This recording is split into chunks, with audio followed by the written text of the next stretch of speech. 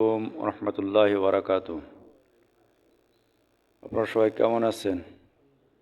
আলহামদুলিল্লাহ আলহামদুলিল্লাহিল আকরাম আল্লাযী আল্লামা বিল কলাম ওয়া আল্লামাল ইনসানা মা লাম ইয়ালাম ফাসুবহানাহু লা ইমতিনানুহু সাহিবুহু বিল লিসানি ওয়ালা বিল কলাম নাশহাদু আল লা ইলাহা ইল্লাল্লাহু ওয়াহদাহু লা শারীকা লাহু نشهد أن سيدنا سندنا حبيبنا وطبيبنا طبيب قلوبنا محمد صلى الله عليه وعلى آله وصحبه وسلم تسليما كثيرا كثيرا أما بعد فقد قال الله سبحانه وتعالى في كلامه المجيد والفرقانه الحميد أعوذ بالله من الشيطان الرجيم بسم الله الرحمن الرحيم والعصر إن الإنسان لفي خسر إلا الذين آمنوا وعملوا الصالحات وتواصوا بالحق وتواصوا بالصبر صدق الله العظيم। সর্বপ্রথম সেই মহান মুনিবের দরবারে লাখ কোটি শুকরিয়া আদায় করি যে মহান রব্বুল আলামিন দুনিয়ার সমস্ত প্রকাশ থেকে ফারেক করে আজকের এই পবিত্র মুবারকময় জুমার দিনে জুমার নামাজ আদায় করার উদ্দেশ্যে জুমার পূর্ব মুহূর্তে মসজিদে সমবেত হয়ে আমলের নিয়তে কিছু কথা বলার এবং শোনার তৌফিক যে মহান রব্বুল আলামিন দান করলেন, ওই মহান রবের দরবারে শুকরিয়া আদায় করে সবাই বলে আলহামদুলিল্লাহ। দুরূদ ও সালাম পাঠ করে মানবতার মুক্তির দিশারি সাইয়্যিদুল মুরসালিন আশরাফুল আম্বিয়া খাতামুন নবিয়্যিন মুরাদুল বিশ্বনবী মুহাম্মদ রাসূলুল্লাহ সবাই বলে সাল্লাল্লাহু আলাইহি ওয়াসাল্লাম। আমি আপনাদের সামনে মহাগ্রন্থ আল কুরআনুল কারীম থেকে ছোট্ট একটি সূরা তেলাওয়াত করেছি। এরই আলোকে সংক্ষিপ্ত পরিসরে কিছু কথা বলবো ইনশাআল্লাহ। আমা তাওফীক ইল্লা বিল্লাহ আলাইহি তাওয়াক্কালতু ওয়া ইলাইহি উনীব। এই সূরাটা বিশ্বনবী সাল্লাল্লাহু আলাইহি সাল্লামের মাক্কি জীবনে অবতীর্ণ। সূরায় আয়াত আছে 3টি, রুকু আছে 1টি। তো তিনটি আয়াতের ভিতরে আল্লাহ রাব্বুল আলামিন 4টি দিক নির্দেশনা দিয়েছেন যে পৃথিবীর মানুষ যদি জাহান্নাম থেকে মুক্তি পেতে চায় তাহলে যদি এই 4টি কাজ যেন তারা করে। 4টি সাবজেক্টে যদি কোনো মানুষ পাশ করে তার জন্য জাহান্নাম চিরতরে হারাম হয়ে যাবে, জান্নাতের 8টা দরজা খুলে যাবে। সবাই বলে সুবহানাল্লাহ। আল্লাহ রাব্বুল আলামিন বলছে ওয়াল আসর, সময়ের কসম। পৃথিবীর মানুষ এই পৃথিবীতে বেঁচে থাকার জন্য বা কাউকে বাঁচায় রাখার জন্য আপ্রাণ চেষ্টা করে। একজন মানুষের আব্বা মৃত্যুশয্যায় শায়িত, হয়তো বা 5 মিনিট 10 মিনিট পরে মৃত্যুবরণ করবে, তারপরে অ্যাম্বুলেন্সে করে নিয়ে বিভিন্ন হসপিটালটিকে দৌড়ায়, বাড়ি থেকে বেরোয় হয়তো আধা কিলোমিটার দূরে যেয়ে মৃত্যুবরণ করে। এরকম দৃশ্য হয় না? হয়। যে 10 মিনিট বাঁচিয়ে রাখার জন্য মানুষ তার পিতাকে অ্যাম্বুলেন্সে করে নিয়ে বাজারের দিকে হসপিটালের দিকে রওনা দিচ্ছে।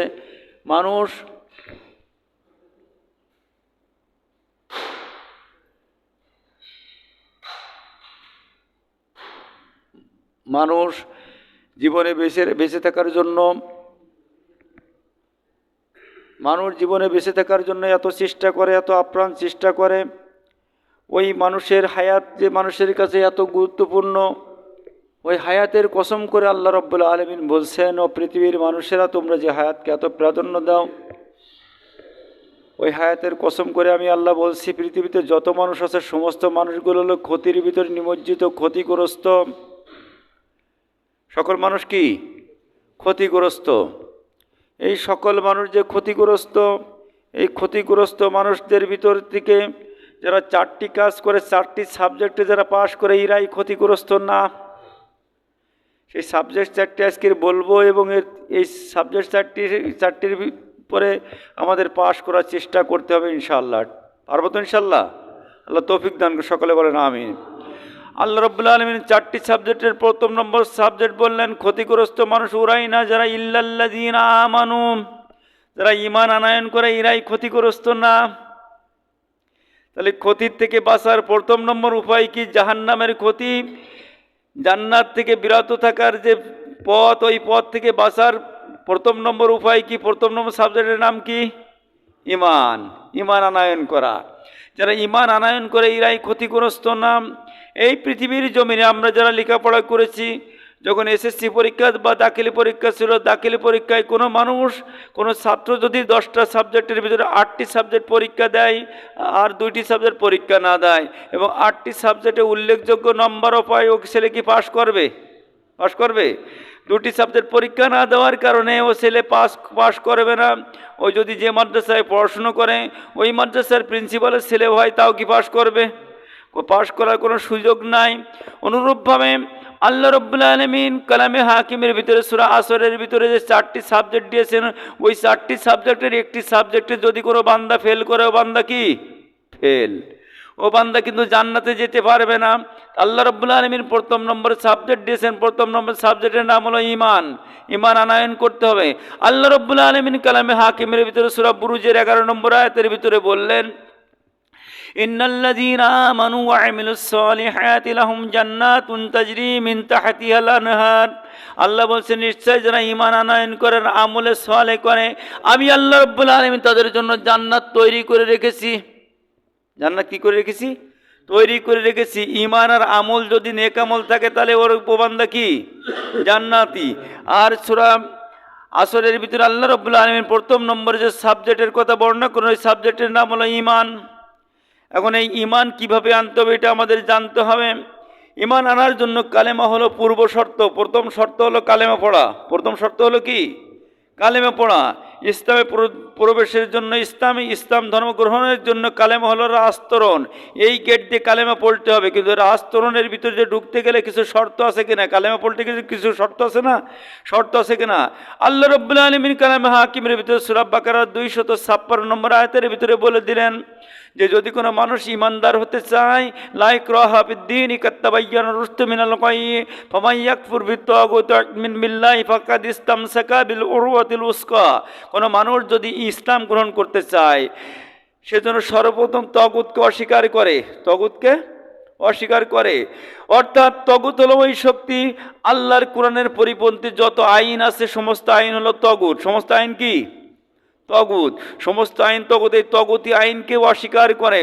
অর্থাৎ এই বাংলার জমিনে টেকনাফ থেকে তেঁতুলিয়া, সুন্দরবন থেকে বান্দরবন পর্যন্ত 56,000 বর্গ মাইল জমিনের ভিতরে যত রাজনৈতিক দল আছে, যে রাজনৈতিক দলের আগে ইসলাম নাই, ওই রাজনৈতিক দলের ছায়াতলে আপনি যাওয়া মানে হলো আপনি তাগুতের সঙ্গে হাতাহাত করা। যারা চাই ব্রিটিশ আইন দিয়ে দেশ পরিচালনা করবো হলো তাগুতি দল, যারা চাই কোরআন দিয়ে দেশ পরিচালনা করবো এইটাই হলো ইসলামী দল। বুঝছেন কথা? ইসলামী দল আর তাগুতের ভিতরে পার্থক্য দেখছেন? তাগুত যারা, তারা চাই বাবার আদর্শ প্রতিষ্ঠা করতে। তাগুত যারা, তারা চাই সমাজের ভিতরে, রাষ্ট্রের ভিতরে পিতার আদর্শ, বাবার আদর্শ, স্বামীর আদর্শ প্রতিষ্ঠা করতে। বুঝছেন? আর যারা তাগুত না, তাগুত বাদে যে দলগুলো আছে, এই দলগুলো চাই কোরআনের সমাজ প্রতিষ্ঠা করতে। এই তাগুতকে অস্বীকার করে কালেমা পড়ার কথা আল্লাহ রাব্বুল আলামিন বলছেন। তাহলে প্রথমে ইমানদার হতে গেলে, কালেমা পড়তে গেলে আগে তাগুতকে অস্বীকার করতে হবে। আল্লাহ রাব্বুল আলামিন সূরা নাহলের 36 নম্বর আয়াতের ভিতরে বললেন, ওয়ালাকাদ বাআসনা ফি কুল্লি উম্মাতিন রাসূলান আন ইবুদুল্লাহ ওয়াজতানিবুত তাগুত। আমি পৃথিবীর জমিনে যত আম্বিয়া কিরাম পাঠিয়েছি, সমস্ত আম্বিয়া কিরাম 2 দফা দাওয়াত দিয়েছেন। এক দফা দাওয়াত হলো জীবনভর তুমি আল্লাহর গোলামি করবে, আর এক দফা দাওয়াত হলো তুমি তাগুতের সঙ্গে যুদ্ধ ঘোষণা করবে। তাই নবীদের দাওয়াত কয় দফা ছিল? 2 দফা। তাহলে তাগুত অস্বীকার করে কালেমা পড়বে। তাগুত অস্বীকার করে যদি আপনি কালেমা না পড়েন, আপনি যদি কোটিবারও কালেমা পড়েন, আপনি ইমানদার হবেন না। একজন লোকের কথা বলি, 2টো উদাহরণ দিই। এই দেশে যে কাদিয়ানি সম্প্রদায় আছে, ওরা কালেমা পড়ে কিনা? ওরা তাগুত অস্বীকার করতে পারে না, এই জন্য আমাদের ভাষায় ওরা কি? কাফের। কাদিয়ানীদের মসজিদ আছে ঢাকার বকশীবাজারে, ওরা নামাজও 5 ওয়াক্ত পড়ে, আমাদের মতো নামাজও পড়ে। নামাজ পড়ার পরে শুধুমাত্র তাগুত অস্বীকার করার না কারণে, কালামে হাকিমের ভিতরে 4টি হরফ অস্বীকার করার কারণে, বিশ্ব নবীকে শেষ নবী না মানার কারণে ওরা কি? কাফের। এরপরে আরেকটা দেখেন, মহাগ্রন্থ আল কুরআনুল কারীমের অনুবাদ যিনি করেছিলেন, আমাদের নরসিংদীতে বাড়ি, নাম হলো ডক্টর গিরিশচন্দ্র সেন। উনি কি কোরআনের অনুবাদ করতে যেয়ে কালেমা পড়ে নাই? কালেমা পড়িনি? উনি কালেমা পড়েছে, ইমানদার কি হয়েছে? কোনো লোক কি ওনার জানাজা নামাজ পড়েছে? কোনো লোক ওনার জানাজা নামাজ পড়েন নাই, উনি ইমানদার হন নাই, কালেমা পড়ার কারণে কিন্তু উনি তগুতি ও শক্তি, কুফুরি শক্তি অস্বীকার করতে পারে নাই। তগুত কুফুরি শক্তি অস্বীকার না করার কারণে উনি কালেমা পড়ার পরে ইমানদারও হয়নি। অনুরূপভাবে আমরাও যদি তগুতি শক্তি, কুফুরি শক্তিকে অস্বীকার না করি, আমরাও কিন্তু ইমানদার হতে পারবো না। তাহলে জান্নাতে যাওয়ার প্রথম নম্বর শর্ত হলো কি? ঈমান। প্রথম নম্বর শর্ত কি? ঈমান। ইল্লাল্লাযীনা আমানু, যারা এই ঈমানি সাবজেক্টে যারা পাশ করে এরাই জান্নাতে যাবে। 2 নম্বর শর্ত আল্লাহ রাব্বুল আলামিন বলছেন ওয়ামিলুস সালিহাত, তার আমলে সালেহ করবে। কি করবে? আমলে সালেহ করবে, নেক আমল বেশি বেশি করে করবে। মোটর সাইকেল চালাচ্ছেন, গাড়ি চালাচ্ছেন, ড্রাইভিং করতেছেন, যদি মনে মনে আপনি সুবহানাল্লাহ বলেন, আলহামদুলিল্লাহ বলেন, আল্লাহু আকবার বলেন, সওয়াব হবে কিনা? সওয়াব হবে। মাঠে আমরা কাজ করতেছি, জমিতে কামলা দিচ্ছি বা বিভিন্ন প্রকার কাজ করতেছি, হয়তো গল্প না করে যদি একা একা কাজ করে যদি 5 বার সুবহানাল্লাহ বলি, 5 বার আস্তাগফিরুল্লাহ বলি, গুনাহ মাফ হবে। আর সওয়াব হবে কিনা? সওয়াব হবে। আল্লাহ রাব্বুল আলামিন 2 নম্বর যে সাবজেক্ট দিলেন জান্নাতে যাওয়ার জন্য, 2 নম্বর সাবজেক্ট, ওই সাবজেক্টের নাম হলো নেক আমল। ওই সাবজেক্টের নাম কি? নেক আমল। তাগুত মুক্ত, শিরিক মুক্ত নেক আমল। শিরিকও একটা শব্দ আছে, শিরিক। এই শিরিকের যে ভয়াবহতা আছে, শিরিকের ভয়াবহতা হলো শিরিক শুধুমাত্র যে মানুষের শিরিক করলে মানুষ গুনাহগার হয় তাই নয়, গুনাহগার শুধু হয় এবং ওই শিরিকের মাধ্যমে তার জীবনের যত নেক আমল আছে সমস্ত নেক আমল আল্লাহ রাব্বুল আলামিন ওটা নষ্ট করে দেয়। আল্লাহ রাব্বুল আলামিন কালামে হাকিম সূরা জুমারের 65 নম্বর আয়াতের ভিতরে বললেন ওয়ালাকাদ উহিয়া ইলাইকা ওয়া ইলাল্লাযীনা মিন ক্বাবলিকা লাইন আশরাকতা লাহবাতান্না আমালুকা ওয়া লা তাকুনান্না মিনাল খাসিরিন। আল্লাহ বলেন নবী মুহাম্মদ সাল্লাল্লাহু আলাইহি সাল্লাম, যদি আপনি শিরিক করেন, লাইন আশরাকতা লাহবাতান্না আমালুক, আর আপনার জীবনের সমস্ত অর্জিত নেক আমল আমি আল্লাহ ধ্বংস করে দেব। নবীর কি শিরিক করার সম্ভাবনা আছে? তারপরে নবীকে বলছে নবীর আমল যদি, নেক আমল যদি বাকি না থাকে, আমাদেরগুলো মনে হয় থাকবে। আমাদেরগুলো থাকবে? আমাদেরগুলো থাকবে না। নবীকে লক্ষ্য করে বলছেন আশরাফুল আম্বিয়া সাইয়্যিদুল আম্বিয়া খাতামুল আম্বিয়া, যিনি জান্নাতের জামিনদার, যিনি কিয়ামতের ময়দান যদি শুরু হবে, সর্বপ্রথম বিশ্বনবী সাল্লাল্লাহু আলাইহি ওয়াসাল্লাম বলেন ইয়াউমাল কিয়ামত আকরাউ বাবাল জান্নাহ, আমি সর্বপ্রথম জান্নাতের দরজায় টুকা দেব। টুকা দেওয়ার সঙ্গে সঙ্গে জান্নাতের দরজাগুলো খুলে যাবে, আর আমি আমার উম্মতগুলোকে শাফাত করে করে জান্নাতে প্রবেশ করাবো। যে নবী সর্বপ্রথম জান্নাতের শাফাতকারী হবে, যে নবীর টুকা দেওয়ার পরে জান্নাতের দরজা খুলে যাবে, যে নবী আল্লাহকে বলার পরে আল্লাহ রাব্বুল আলামিন কিয়ামতের ময়দানে বিচার ফায়সালা শুরু করবে, ওই নবীকে লক্ষ্য করে আল্লাহ বলছেন ও নবী, আপনি যদি শিরিক করেন, আপনার জীবনের সমস্ত নেক আমল আমি আল্লাহ ধ্বংস করে দেব। লাহবাতান্না আমালুকা ওয়া লা তাকুনান্না মিনাল খাসিরিন। আর ময়দানে mahshare যে সমস্ত মানুষ ক্ষতিগ্রস্ত হবে, জাহান্নামে যে মানুষ হবে, ওই মানুষের কাতারে আপনিও চলে যাবেন। বুঝছেন কত বড় কথা? যে নবীর পূর্বপর সমস্ত গুনাহ মাফ, ওই নবীকে লক্ষ্য করে বলছেন, অর্থাৎ সমস্ত পৃথিবীর তামাম উম্মতি মুহাম্মাদিকে মেসেজ দিয়েছিলেন যে উম্মতি মুহাম্মাদি, তোমরা যদি শিরিক করো তোমাদের কিন্তু আমলনামা বাতিল হয়ে যাবে। শিরিক কি তা বুঝি আমরা? বোঝেন শিরিক কি? শিরিক হলো পার্টনারশিপ করা, আল্লাহর সঙ্গে অন্যর কিছু যোগ করা। আমরা অনেক লোক এরকম আছি যে আল্লাহ রাব্বুল আলামিন নামাজে ভালো, রোজাই ভালো, হজে ভালো, জাকাতে ভালো, রাজনীতিতে আল্লাহর আইন চলে না, এরকম আদর্শ অনেকের আছে না? আল্লাহর আইন দিয়ে জমিন চলুক এটা চাইনি, এই জন্য আমরা ব্রিটিশ আইন টানাটানি করি। আল্লাহ রাব্বুল আলামিন কালাম হাকিমের ভিতরে বলছেন ওয়াসারিকু ওয়াসারিকাতু ফাকতাউ আইদিয়াহুমা জাযাআম বিমা কাসাবা নাকালাম মিনাল্লাহি ওয়াল্লাহু আজিজুন হাকিম। যদি কোনো পুরুষ বা নারী চুরি করে, 10 দিরহামের বেশি চুরি করে, তাহলে তার 2 হাত কেটে দাও। কার আইন? কোরআন আইন। আর ব্রিটিশ যে আইন আমাদের সমাজে আসে, ব্রিটিশ বলছে however commit shall be punished within presentment of either description for a term extend to 3 years or with fine or with go। যদি কেউ চুরি করে তাকে 3 বছর সশ্রম কারাদণ্ড দাও, অথবা যে পরিমাণ মাল চুরি করেছে ওই পরিমাণ জরিমানা করো। কার আইন? ব্রিটিশের পচা আইন। এই ব্রিটিশের বস্তা পচা আইন আমরা সমাজের প্রতিষ্ঠার আন্দোলন করি, অর্থাৎ তারা শিরিক করে। যারা করে তারা কি করে? শিরিক করে। আল্লাহ রাব্বুল আলামিন কালামে হাকিমের ভিতরে বলছেন ওয়াজানিয়াতু জানি ফাজলিদু কুল্লা ওয়াহিদিম মিয়াতা জালদা, জিনাকারী নারী হোক পুরুষ হোক তারা 100 ঘা মারি শেষ করে দাও, ডুররা মারি শেষ করে দাও। আর ব্রিটিশ আইন বলছে যদি নারী পুরুষ সম্মিলিতভাবে আপন চিত্রে অবিবাহিত নারী পুরুষ যদি এইরকম অপকর্ম করে, যৌন মিলন করে, তাদেরকে বিয়ে পড়াই দাও। কি পড়াই দাও? বিয়ে পড়াই দাও। আল্লাহ রাব্বুল আলামিন কালামে হাকিমের ভিতরে বলছেন, আল্লাহ রাসূল বলছেন মদখোরকে 80টি বেত্রাঘাত করো। কয়টি? 80টি ব্যবসা করে। ব্রিটিশ আইন বলছেন, আমাদের দেশে প্রচলিত আইন আছে, যদি কেউ মদ খেয়ে মাতলামি করে থাকে তার 50 টাকা জরিমানা করো। কয় টাকা? 50 টাকা জরিমানা করো। এই পচা আইন, ওই ব্রিটিশের পচা আইন, পুরো পচা আইন আমরা সমাজ যারা প্রতিষ্ঠার আন্দোলন করে তারা কি করে? আল্লাহর সঙ্গে শিরিক করে, অংশীদার করে, পার্টনারশিপের ব্যবসা করে। এই পার্টনারশিপের ব্যবসা যারা করে এদের নেক আমল আল্লাহর দরবারে কবুল হবে না। আর 3 নম্বর যে কর্মসূচি আল্লাহ বলছেন ওয়াতাসাউবিল হক, হককে সমাজে প্রতিষ্ঠার আন্দোলন করা। নিজে প্রতিষ্ঠা করবে, মানুষকে প্রতিষ্ঠার জন্য উৎসাহিত করবে, হক সমাজে প্রতিষ্ঠার আন্দোলন করবে। হক হলো আল্লাহ প্রদত্ত বিধান, মহাগ্রন্থ আল কুরআনুল কারীমের 700 বাণী, কোরআনের 700 বাণী সমাজে প্রতিষ্ঠার আন্দোলন করবে। তাহলে কয়টা শর্ত পেয়েছি? 3টি শর্ত পেয়েছি। সাবজেক্ট পেয়েছি 3টি, জান্নাতে যাওয়ার জন্য সাবজেক্ট পেয়েছি 3টি। আর একটা সাবজেক্ট আছে, ওই সাবজেক্টটা হলো ওয়াতাসাউবিস সবর। যখন এই কোরআনের রাজ যখন সমাজে প্রতিষ্ঠা করতে যাবে, তখন যে তাগুতি শক্তি সমাজে থাকবে তারা কিন্তু চুপ করে বসে থাকবে না। তারা মামলা দিবে, হামলা দিবে, তারা জেল দিবে, জুলুম দেবে, জুলুমের স্বীকার করবে। বিশ্বনবী মুহাম্মদ রাসূলুল্লাহ সাল্লাল্লাহু আলাইহি সাল্লাম, যার চরিত্র সম্পর্কে আল্লাহ রাব্বুল আলামিন নিজেই বলেছেন খুলুকুল আযীম, যার চরিত্র হলো মহৎ চরিত্র, যার চরিত্র সম্পর্কে বলা হয়েছে খুলুকুল কুরআন, তার চরিত্রটা হলো মহাগ্রন্থ আল কুরআন, আর চরিত্র হলো মহাগ্রন্থ আল কুরআনুল কারীম। এই কোরআনের মতো চরিত্র যার আদর্শ পালন করা প্রতিটা মানুষের জন্য মুজাসসাম, মানুষের জন্য ফরজ। রাসূলের আদর্শ পালন করে কি ফরজ। আল্লাহ রাব্বুল আলামিন কালামে হাকের ভিতরে সূরা আহজাবের 21 নম্বর আয়াতের ভিতরে বলছেন লাকাদ কানা লাকুম ফি রাসূলিল্লাহি উসওয়াতুন হাসানাহ লিমান কানা ইয়ারজুল্লাহা ওয়াল ইয়াউমাল আখিরা ওয়া যাকারাল্লাহা কাসীরা। ও পৃথিবীর মানুষেরা, তোমরা যারা আমি আল্লাহ আমার সঙ্গে সাক্ষাৎ করতে চাও, আমি আল্লাহ আমার সঙ্গে সাক্ষাৎ করে আমার দিদার নিয়ে জান্নাতে যেতে চাও, তারা হায়াতে জিন্দেগি নবী মুহাম্মদ সাল্লাল্লাহু আলাইহি ওয়াসাল্লামের আদর্শ পালন করো। কার আদর্শ? নবী মুহাম্মদ সাল্লাল্লাহু আলাইহি ওয়াসাল্লামের আদর্শ পালন করো।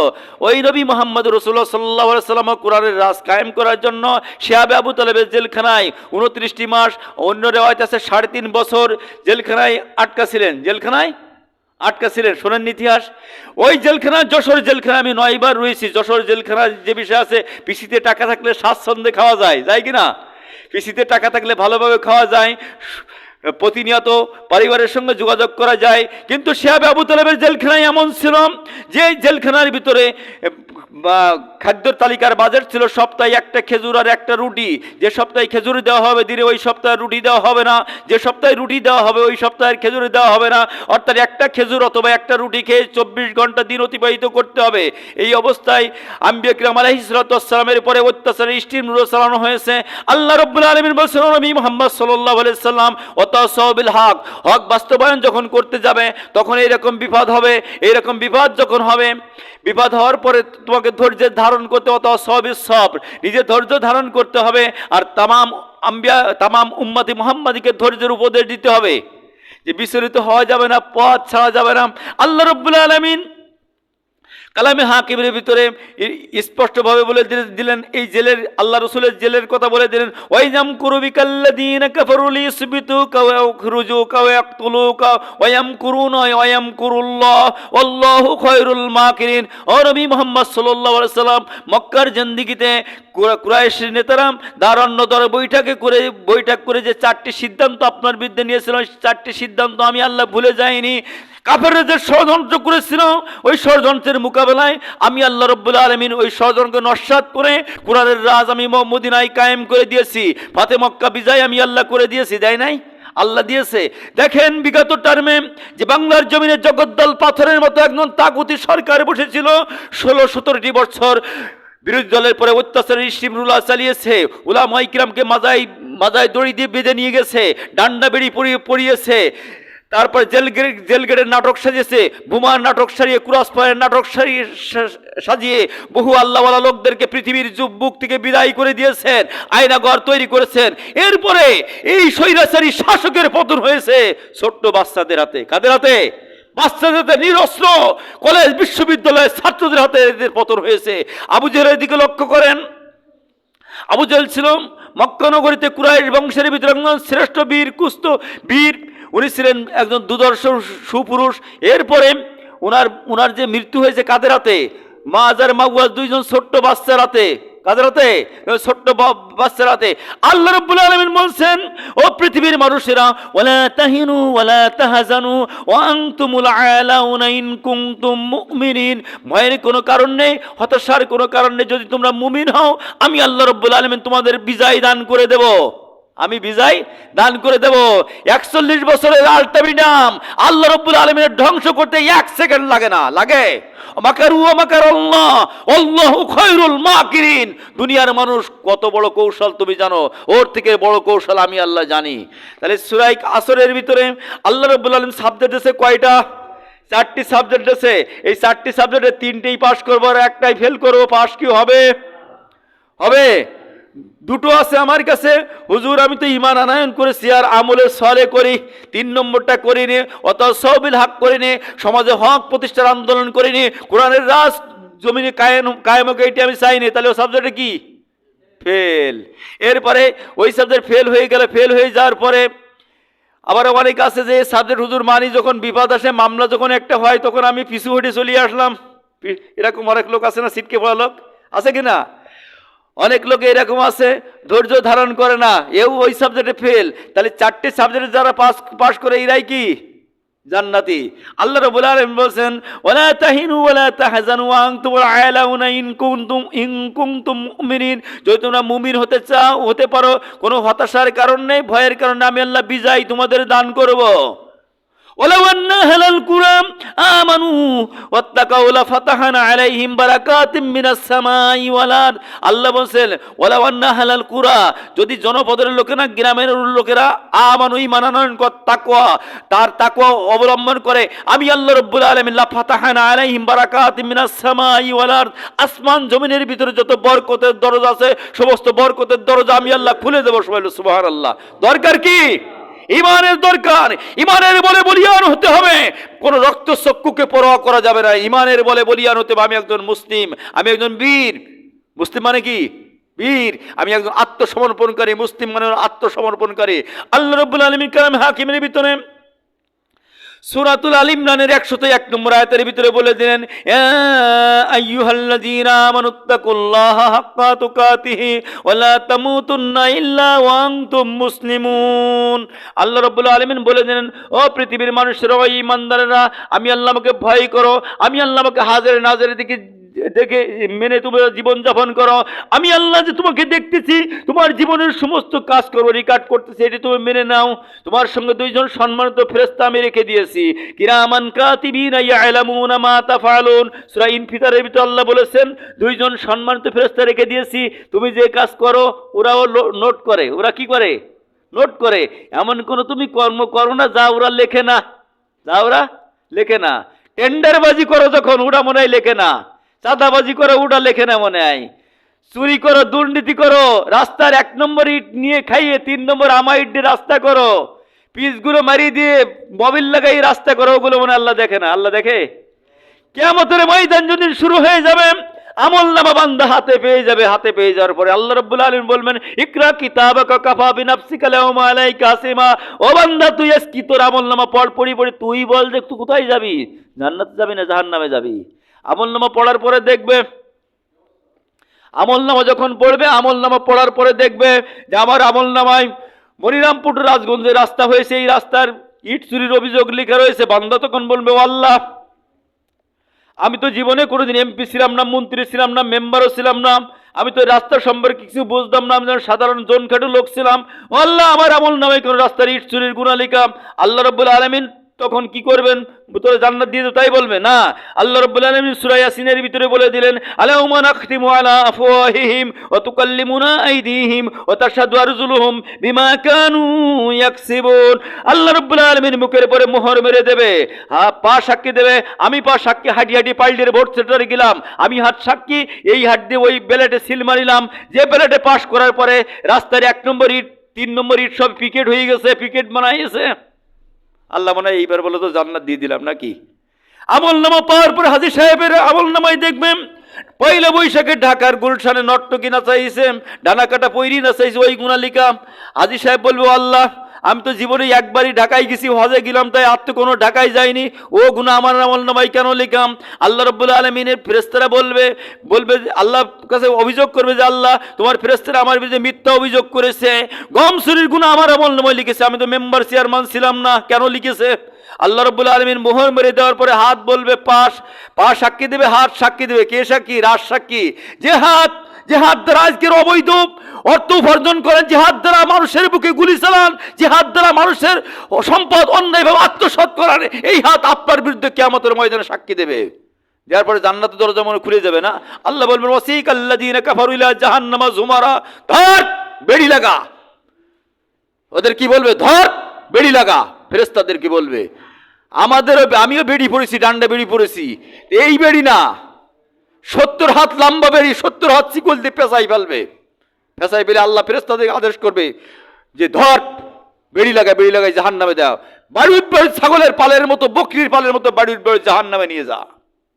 এই জাহান্নাম থেকে মুক্তির জন্য, জান্নাত পাওয়ার জন্য সূরা আসরের বর্ণিত শর্ত পালন করতে হবে। বুঝছেন কথা?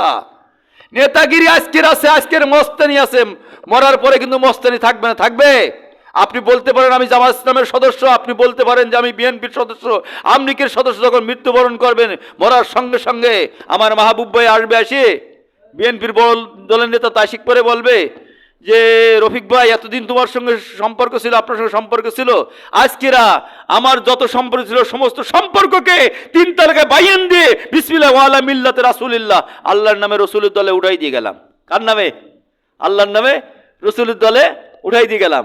বাবা বলে আজ আর সম্পর্ক নেই, আজ আর সম্পর্ক রাখবো না, এতদিন যা ছিল ছিল, আজকেরা রাখবো না। ইয়াউমা নাদু কুল্লা উনাসিম বিইমামিহিম, ময়দানে মহাশর যেদিন শুরু হবে, আমি আল্লাহ রাব্বুল আলামিন নেতা সহ ডাকবো।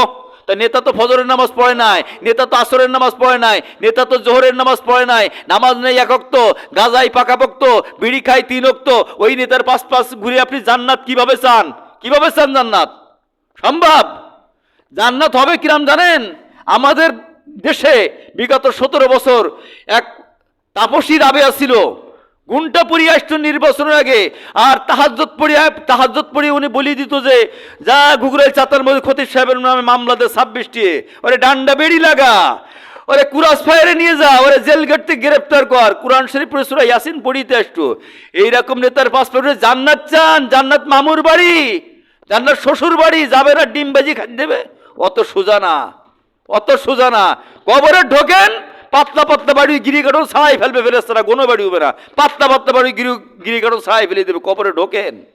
এই জন্য নামাজি নেতার দরকার আছে কিনা? আছে কিনা? নামাজি নেতার পাশ ঘুরবেন, রোজাদার নেতার পাশ ঘুরবেন, আল্লাহ ওয়ালা লোকের সঙ্গে। অকুনু মাস সাদিকিন ওয়ারকাউ মা রাকিন ওয়াসজুদু মাস সাজিদিন, তোমরা সত্যবাদীর সঙ্গী হয়ে যাও, রুকুকারীদের সঙ্গে রুকু করো, সিজদাকারীদের সঙ্গে সিজদা করো। কে বলেছেন? আল্লাহ। মানা কি নফল না ফরজ? ফরজ। এই জন্য আসুন, ফিরে আসুন। কখন মালাকুল মউত এসে যাবে জানি না। আল্লাহর ওলি গতকালকে চলে গেল, ওলি বলছি আমি, তারপর আল্লাহ ওয়ালিউল্লাযী আমানু, আল্লাহ বললেন ইমানদারদের বন্ধু। আল্লাহর ওলি চলে গেল, মাহবুব ভাই ছিল, আমিও ছিলাম জানা যায়, ইশার নামাজ পড়েছে, 2 রাকাত পড়েছে, পরে আর সিজদা থেকে ওঠে নাই, মালাকুল মউত চলে আসছে। আপনারা আসতে পারে কি না? কেন চার দোকানে আড্ডা দেন নামাজ না পড়ে? কেন ঘুরে বেড়ান? কি কারণে? মালাকুল মউত আপনার দরবারে আসবে না তাই? এই জন্য আসুন, ফিরে আসুন, আমরা ভালো হয়ে যাই। 5 ওয়াক্ত নামাজ পড়ি, 5 ওয়াক্ত কি করি? নামাজ পড়ি, ভালো ভালো কর্ম করি, ভালো কাজের উৎসাহ প্রদান করি। ওয়ালতাকুম মিনকুম উম্মাতুন ইয়াদউনা ইলাল খায়রি ওয়া ইয়ামুরুনা বিল মারুফি ওয়া ইয়ানহাউনা আনিল মুনকার ওয়া উলাইকা হুমুল মুফলিহুন। সফলকাম মানুষ যদি হতে চাও, জমিনে 2টি কাজ করো। কয়টি কাজ? 2টি কাজ করো। একটা হলো সৎ কাজের আদেশ, আর একটা হলো অসৎ কাজের নিষেধ। এইটা করতে হবে। পারবো তো ইনশাল্লাহ? যারা নামাজ পড়ি এরাই পড়বো, যারা পড়িনি গিয়ে পড়ার দরকার নেই, এইরকম কিছু নাকি? তাই এত সাড়া আসতে আসছে কেন? যারা নামাজ পড়ে তারাই হাত উঁচু করে, হুজুর হ্যাঁ ঠিক আছে ইনশাল্লাহ নামাজ পড়ো। যারা পড়ে না ওরাও সুবহানাল্লাহ।